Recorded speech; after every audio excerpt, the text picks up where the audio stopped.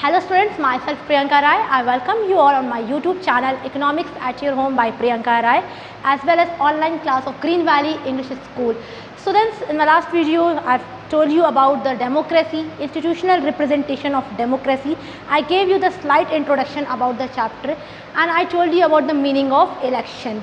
Now, as you can see on the projector, meaning of election is given. So hopefully now the meaning of election is clear to you all. What is actually an election? An election is a mechanism or process in which people elect their representatives. That is called an election. Now next, now you are going to study about the types of elections. So there are three types of elections, basically general elections, by-elections, okay, and what next? Midterm elections. Now what is general election? The election which is held at a period of 5 years, 6 years or 4 years. But here in our country, India, it held at a period of 5 years. So that is known as general elections. Now let us see. General election, the Lok Sabha and Vidhan Sabha, also known as State Assembly, elections are held regularly every 5 years. As I told you all, in our country, it held after every 5 years. The Lok Sabha or Vidhan Sabha stands dissolved. Elections are held in all the constituencies. Now what is constituencies? Constituencies are the areas which is split into smaller areas. Even if we talk about Maharashtra, okay, or Uttar Pradesh, so it's a big area, a state. What happens here that they are split into smaller units. So those smaller units are termed as constituencies. So this is held in all constituencies at the same time, either on the same day or within few days. So that means that election is held in all the constituencies at the same time. The tenure is same. The slight difference can be, for example, it can be on the same day or within few days. Now the first general election that was held in 1952. The very first general election in India was held in 1952, and as per the data here, if you see, 15th Lok Sabha election held in April-May 2009. But recent, if I talk about the recent data, that is 17th Lok Sabha election, which was held in April-May 2019. So next, now what is by-election? Suppose in case someone dies, resign, okay, so what will happen at that time? To fill the vacant position, again the election will end, and that is called by-election. Let us see the definition which is written here. The election is held only for one constituency to fill the vacancy. As I told you all, to fill that vacant position, what will happen? उस स्थान को फिर से fill करने के लिए, रिक्त पूर्ति करने के लिए, अगर किसी की डेथ हो जाती है या पर्सन रिजाइन कर देता है, so again an election is held. That is called by-election. Now mid-term election. So I told you there are three types of election. General election, which is held after every 5 years. The election basically that is known as general election. And if someone is died, RIP, rested in peace, or resigned, in that case what happened? By-election is held. Now mid-term election, the name itself implies mid-term, that means within the session, okay. So how this case arises? Now let us see. The Lok Sabha or State Assembly may be dissolved before its term of 5 years. What happens? Sometime before the period of 5 years, the State Assembly, the Lok Sabha Assembly, that they get dissolved. So in that case, mid-term poll is required to constitute a new house. Okay, in order to constitute a new house, a new poll, a mid-term poll is required. In fact, the expression mid-term election has no legal significance. Underline this line, legal signification. That means legally it is not accepted. It has nothing to do with the legal significance. Legal importance इसकी कुछ भी नहीं है, because election to the Lok Sabha is invariably called the general election. So basically, when I am talking about the election, definitely I am talking about the general election. General election, as I told you all, the election, the term which you are hearing, election, that is a process or mechanism in which people cast their vote and choose their representatives. That term is only called general election. So basically general election is held after every 5 years in our country, and in other countries the election is held for a period of 4 years or 6 years. But if someone died or someone is resigned due to some or other reasons, so that time by-election is needed. And mid-term election, that has nothing to do with the legal significance, legal importance इसकी कुछ भी नहीं है. So next, now what are the requirements of fair election? So now you are going to see that what are the things which are required for fair election, how to conduct a fair election. Let us proceed. So as I told you all, requirements for fair election. So the very first requirement is all citizens should have only one vote and all votes should carry the same value. Now, if you have attained the age of 18 and you are going to cast your vote, you will cast only one vote. That doesn't mean that you can cast multiple votes, and that vote has a value.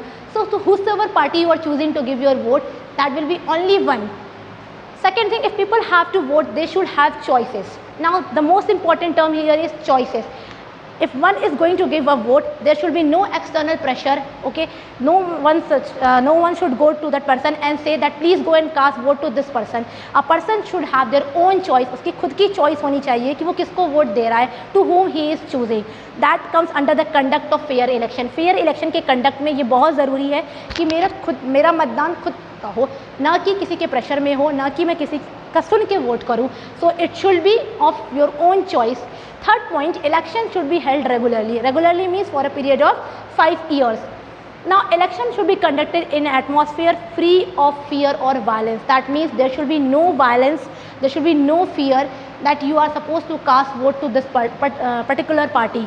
So that means that no such party should come to you, or no representative of that party should come to you and say or threaten you that go and cast vote to my person. That means कोई ऐसा बंदा आपके पास को नहीं आना चाहिए. अगर हम फेयर इलेक्शन की बात कर रहे हैं तो उसमें कोई ऐसा नहीं होना चाहिए कि आपको आके डरा रहा है या धमका रहा है कि जाके इस पार्टी को वोट दो या मुझे वोट दो. So this should not take place. If it is taking place, it is not coming under the principles of fair election. So in order to have smooth election, fair election, this points are noteworthy and you can note it down. As I told, the very first point, it should carry one vote and that vote is equal to the value. Second point, they should have their own choices. You should have freedom. You should have your own choice to whom you are voting, to whom you are choosing your representative. Okay. Third thing, it should be held regularly. As I told, general election regularly doesn't mean that it will held every day. Here regularly implies period of 5 years. If I'm talking about a country like India, then it should be conducted in an atmosphere. Atmosphere means ऐसा atmosphere होना चाहिए जहाँ पे किसी भी तरह की धमकी दबाव ना हो. It should be free of fear और violence. There should be no violence. Now what next? Election commission. Now, Independent Election Commission, as I told you all earlier also, there is a body who conducts the election, who looks after the election, Nirvachan Ayog, okay, Election Commission. Now, this body is autonomous body and it is only answerable to Parliament. They are not answerable to anyone else, okay, they are only answerable to Parliament and they are the basically autonomous election body. So, in India, elections are conducted by an independent and powerful autonomous election commission. As I told you all, this whole scenario of election, early from campaigning to the declaration of results, the polling and all constitute under this body called election commission. So this body is responsible for conduction of election starting to the end. Starting से लेके end तक जितनी भी चीज़ें election process के अंदर में आती हैं वो सारी चीज़ें look after कौन करता है? Election commission. That is looked after by the election commission. Now, the president appoints, as I told you all, this election commission is appointed by the president, and right now who is the president of a country? Shri Ramnath Kovind. So remember the name, that the president of a country is Ramnath Kovind. So he has the power to appoint the chief election commissioner and 2 other election commissioners.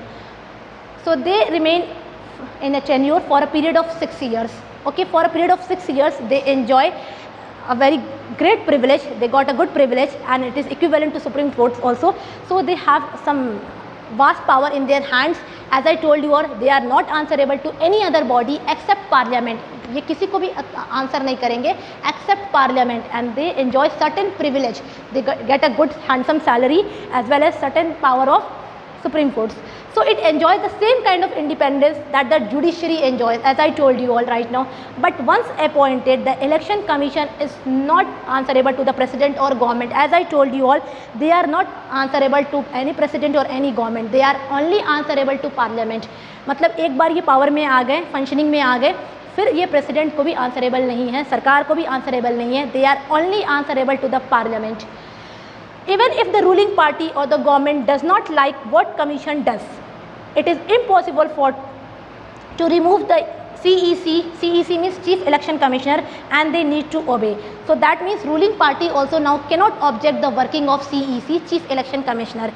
They have to follow the orders, they have to obey Chief Election Commissioners. So this was about Election Commission, and if you remember the name, who is Chief Election Commissioner right now? So yesterday in my last video, if you go through the previous video, I have told the answer. He is He is Mr. Arora. That I will be showing you once again also the picture of Mr. Arora and other two being election commissioners. Let us see. So who are the election commissioners of our country? As I told you all, Sunil Arora. Mr. Arora is the Chief Election Commissioner of India, and other being two is Ashok Lavasa and Sushil Chandra. So here you can see the picture of Ashok Lavasa as well as Sushil Chandra. So they are right now in the functioning. Now electoral constituencies. What is electoral constituencies? Right now students, I told you the meaning of constituency. Now let us see once again. In India we are following an area based system. You all know that in India counts at 7th number as per the area and second as per the population. You all know Russia being the largest in area. So in India, if I am talking about the electoral constituencies, electoral system, so here an area based system of representation applies.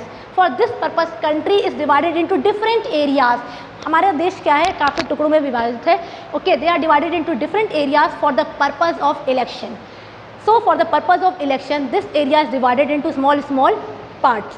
These small parts are known as constituencies. These areas are called electoral constituencies. Now for Lok Sabha election, the country is divided into 543 constituencies, and the representative elected from each constituency is called MP, Member of Parliament. So here in our country there are total 543 constituencies, and the representative elected from each constituencies are called Member of Parliament or MP, जिसको हम MP कहते हैं, okay, or Member of Parliament.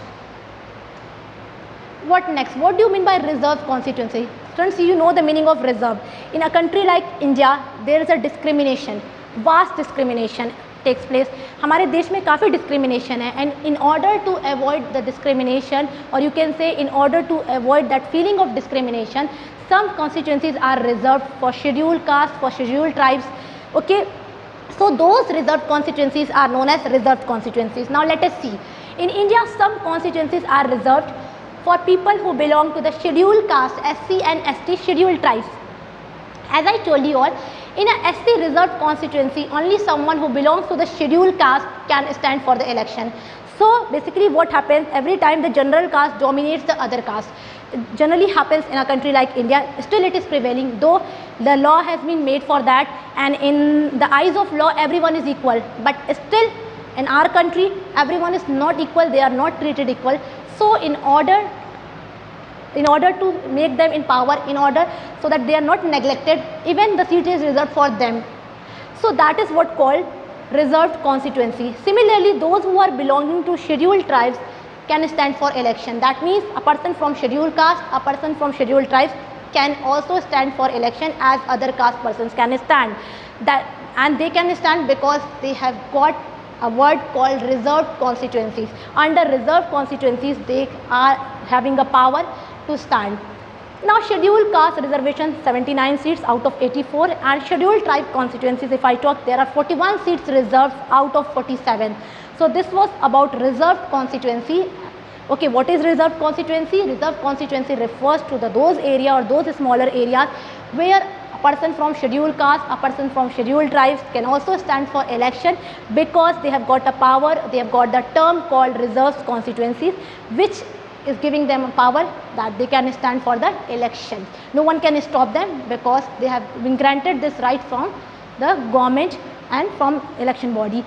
Moving ahead, election procedure. Now what are the election procedures? Definitely when election is going to take place, so there are certain procedures, there are certain steps which are to be followed one by one. So beginning from the very first step, announcement of election. Who does so? Again, the election commission body. Nominations, scrutiny of the nominations, publication of list, and election campaign. See students, this three is not mentioned in your book, though I have mentioned it here because you should know the very basic or the very first step, that what is the first step from where it finally begins. So the very first step is announcement of elections, nominations and the scrutiny of nominations, fourth being election campaign, fifth being the poll, and the last being votes and declaration of results. We will be discussing each step one by one in my next video. Till then, go through the video, whatever I have taught, okay, and watch it once, twice, thrice. If there is any problem, any confusion, comment section is there, you can use your comment section. Okay students, thank you.